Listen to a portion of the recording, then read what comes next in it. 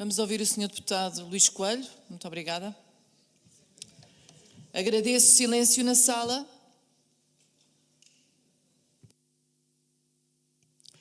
Senhora Presidente da Assembleia Municipal, Senhor Presidente da Câmara, Senhoras e Senhores Vereadores, caras e caros deputados municipais.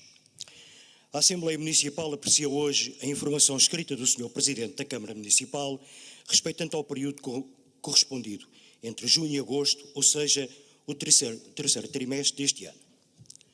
Coincide o período temporal desta informação escrita com o retomar dos arraiais e das marchas populares integrados nas festas da cidade após 2 anos de interregno devido à pandemia do Covid-19 e que vieram restabelecer a normalidade festiva nos bairros. Um evento mais do que esperado por toda a população e que a própria dinâmica da endemia assim o veio permitir. É com agrado que notamos o investimento previsto de 35 milhões de euros para garantir a realização em Lisboa da Jornada Mundial da Juventude. Contudo, todos pudemos assistir ao triste espetáculo mediático da birra que a Câmara fez com o Governo sobre quem paga isto ou aquilo. E também notámos o edital que retirava esse pelour à senhora vereadora Laurinda Alves, que nunca foi complementado com uma explicação credível que justificasse tamanha humilhação. Ambos os factos deram mais uma vez a indicação que há sempre um desnorte do Sr. Presidente quando chega à altura de tomar decisões. Custa a perceber como é que a variação da maior Câmara Municipal do país, a da capital do país, a que tem mais população, mais turismo, a que tem o maior orçamento, se desvincula de uma importante parte do que tinha sido acordado. E já se ficou a saber que a verba a disponibilizar pela Câmara Municipal será inferior aos 35 milhões de euros inicialmente previstos, o que não deixa de ter o seu significado. Também tomámos boa nota que o município vai aplicar, através da empresa municipal Gebalis, a quantia de 40 milhões de euros para a intervenção em bairros municipais e na reabilitação de habitações. Pois era isso mesmo que se esperava. De outra maneira, estaria desalinhada com a prática de todas as variações precedentes em matéria de habitação social da cidade. Com maior ou com menor investimento, todas as variações investiram na reabilitação dos bairros sociais e na recuperação do património disperso.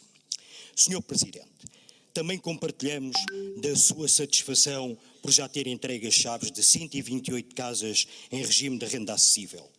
É o corolário do trabalho desenvolvido pelas variações anteriores do PS, pois é difícil de acreditar que, por ação própria, tivesse conseguido tal desidrato nos 9 primeiros meses do seu mandato. E ainda vai entregar muitas mais, pois herdou programas que já estão lançados e a decorrer, como é o caso das restantes 348 casas deste loteamento da Avenida das Forças Armadas. E já que estamos a falar de habitação com renda acessível, deixo aqui a primeira pergunta do Grupo Municipal do PS. Por que é que o Sr. Presidente da Câmara se opõe ao programa de renda acessível do Restelo e tenta inviabilizar a construção de 460 novas casas com renda acessível? Sim, porque estamos a falar de 460 famílias que estão em risco de não poderem ser beneficiadas com uma habitação com renda acessível. Estamos a falar da vida futura de muitas pessoas, das pessoas que o Sr. Presidente tanto apregoa que gosta de ouvir, mas que inexplicavelmente estas temem não querer ouvir. Mas ainda não foi neste trimestre que se ouviu falar da revisão muito necessária e urgente do Regulamento Municipal do Alojamento Local. Uma revisão que se exige há algum tempo, que se aguarda com muita expectativa e que se deseja que seja efetuada em conjunto com os presidentes de junta de freguesia. É que só com um novo regulamento que estabeleça regras precisas para o registro de mais alojamento local na cidade é que se poderá regular eficazmente este importante setor de atividade económica. No trimestre que estamos a apreciar, a higiene urbana da cidade esteve mais do que nunca presente em todos os fóruns. Acredito mesmo que a Câmara deve ter sido inundada de e-mails e cartas com protestos dos seus municípios por causa da deficiente recolha do lixo na cidade.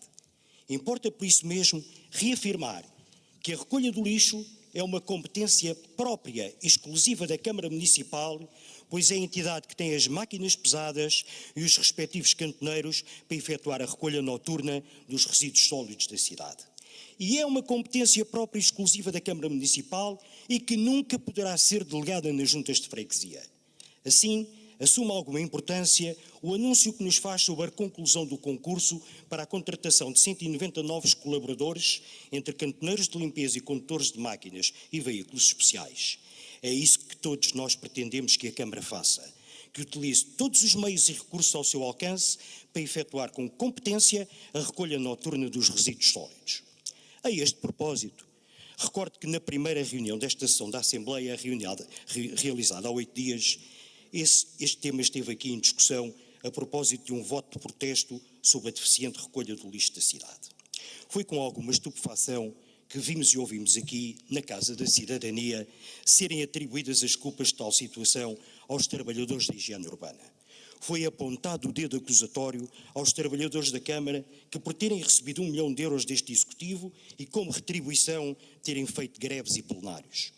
Importa, por isso, esclarecer 2 coisas. Primeiro, que o valor pago aos trabalhadores como acerto do suplemento de penosidade e insalubridade não foi um ato de boa vontade da Câmara, pois decorreu do cumprimento da norma legal que entrou em vigor em finais de 2021. Isto é, era uma obrigação legal deste Executivo efetuar esse pagamento aos trabalhadores. Em segundo lugar, o direito à greve está plasmado na nossa Constituição e mesmo que se considerem as greves como um instrumento desnecessário ou mesmo prejudicial ao interesse coletivo, teremos também de as respeitar. Também já é tempo para se deixar de colocar as juntas de freguesia no mesmo palco do estado crítico a que chegou a recolha do lixo na cidade. Foi uma tentativa de criar propositadamente uma grande confusão para esconder a verdadeira incapacidade da Câmara nesta matéria.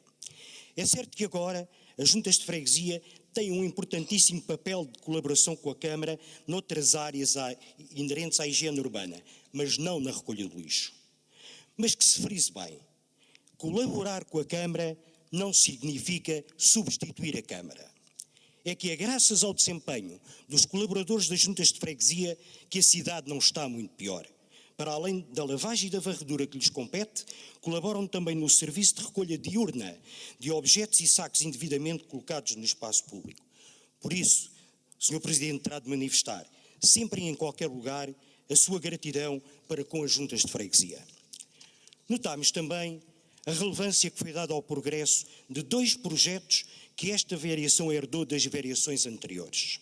São projetos que, devido à visão estratégica dos anteriores autarcas, muito vão contribuir para a melhoria da qualidade de vida na nossa cidade. Refiro-me ao PERAL, Plano Estratégico de Reabilitação da Água de Lisboa, e ao PGDL, Plano Geral de Drenagem de Lisboa, sendo que este último é uma das maiores obras de infraestrutura jamais efetuadas na cidade.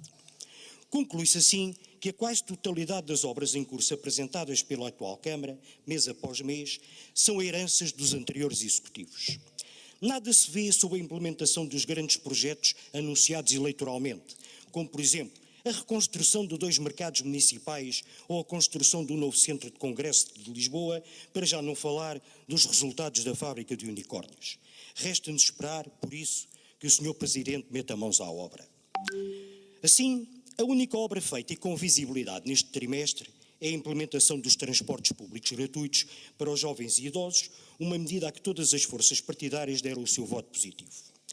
E por não ter mais nada para mostrar, é compreensível que esteja sempre a referir a esta medida como se fosse um feito histórico. Não é histórico, mas ficará na história, embora num patamar inferior à verdadeira revolução efetuada na mobilidade das pessoas, como foi a da implementação do passe municipal e do passe metropolitano a preços muito reduzidos. Quando as medidas são boas e favorecem as populações, poderá sempre contar-se com o apoio e o voto do Partido Socialista. Sr. Presidente, em questões de mobilidade, não lhe vamos fazer as perguntas que provavelmente esperaria, sobre a atrapalhada ciclovia de Almirante Reis, ou sobre o paradeiro do estudo para ser encomendado ao LNEC, ou mesmo sobre o debate necessário da zona de emissões reduzidas Avenida Baixa Chiado. Esses temas já vêm dos meses anteriores e terão obrigatoriamente de ser objeto de uma informação sua, sem ser necessário efetuar novamente essas perguntas. Mas há um assunto respeitante à mobilidade na cidade que não poderíamos deixar passar em claro. É a primeira vez, desde 2009, que no início do ano letivo, as centenas de crianças do primeiro ciclo estão impedidas de utilizar os alfacinhas, o serviço de transporte escolar gratuito, seguro e de proximidade. Uma situação inusitada e inesperada, para a qual se espera uma rápida solução para que esta importante ajulta volte a beneficiar dezenas de famílias. Senhor Presidente, nas várias informações escritas que foram aqui apresentadas ao longo de 9 meses, nunca foi alvo de qualquer referência o Plano de Ação Climática Lisboa 2030, aprovado pela Câmara no pretérito dia 23 de março e que terá obrigatoriamente de ser enviado a esta Assembleia para a respectiva aprovação final. O PAC Lisboa 2030 é um documento da maior relevância e assume-se como um instrumento de orientação e atuação para todas as políticas municipais, com vista a tornar Lisboa uma cidade mais verde, limpa e saudável. Pela sua importância, foi mesmo aprovado por unanimidade na Câmara.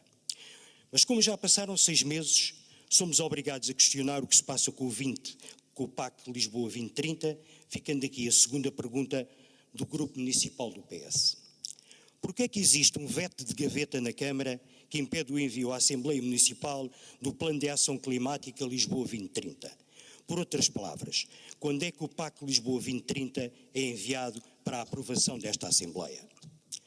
Senhor Presidente, neste trimestre as pessoas esperavam muito mais obra visível das promessas que lhes fez na sua campanha eleitoral. Ainda esperam pelo desconto de 50% para todos os residentes no estacionamento da EML em toda a cidade ou pela implementação de um teatro em cada freguesia. Não pode ser só conversa. A cidade exige que comece a trabalhar e que não se fique só pela sua simpatia e pela dialética, pois com a sua notória habilidade em jogar com as palavras, até consegue transformar os 4,4 milhões de euros de aplicação exclusiva no plano alimentar para pessoas carenciadas em cheques virtuais de 1.500 euros para serem dados pelas juntas de freguesia. Uma enorme confusão que veio criar expectativas irreais nos mais carenciados da cidade. Uma verdadeira falácia que terá de ser clarificada com urgência. Ao contrário do que tenta constantemente veicular, o Partido Socialista tem a perfeita noção que é atualmente oposição na gestão do município. Mas o PS não se demite de participar e de contribuir para melhorar o dia-a-dia da cidade e dos cidadãos.